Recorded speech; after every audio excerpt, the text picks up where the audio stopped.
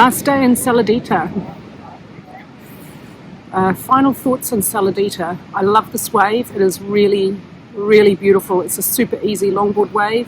It's got a fat midsection, but if you can get through that, you have to cut right back and go right on it to get through it. If you can get through the fat midsection, it's got a super fun, steep little inside section. We've had rides of over a minute here. I love it, but I do not like the crowd. The crowd just does my head in. Got to know the locals. They're lovely. There's some incredibly talented surfers here. They are so good. We know who drops in on people, the locals that is, and who doesn't. And to be fair, if I lived here and I was a local Mexican surfer living here in Saladita, constantly full of tourists, I'd be dropping in too, because otherwise, like, how many waves are you going to get? It's their wave, so I'm cool with that. The tourists, the whole bunch changes every 2 weeks. You get used to the same faces in the lineup, and then 2 weeks later it all changes. Most people seem to come down from the United States for a 2-week holiday surfing. So as we've been here 4 months, it's been a little bit disconcerting having the whole group, the whole lineup change every 2 weeks apart from a few locals. For remote work, it's okay. You do still have power cuts and internet outages. Like right now, I've got a lot of work to do. Can't get anything done because there's no internet. So that's a fun time. There's good food here. There's no little shop here. You've got to go to Los Llanos. We had an arrangement with Blanca, who is the proprietor of Marita here.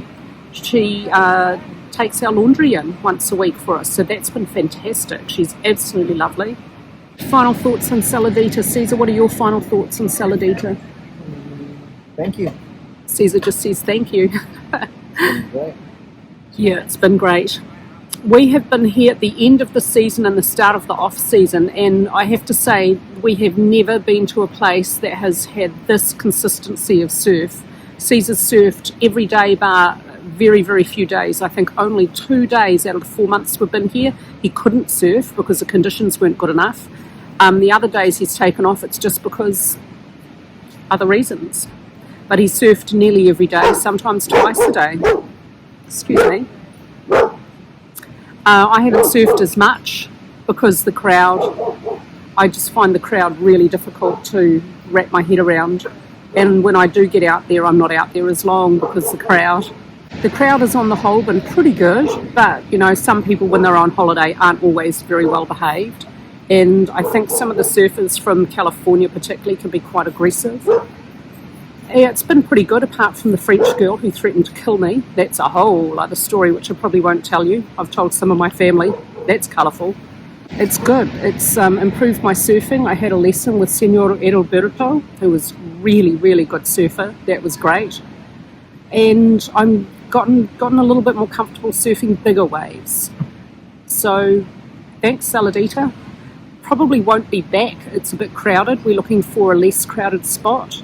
Next, back through Panama to Colombia to drive down through to Ecuador, and then down to Peru to surf Chicana, maybe in December.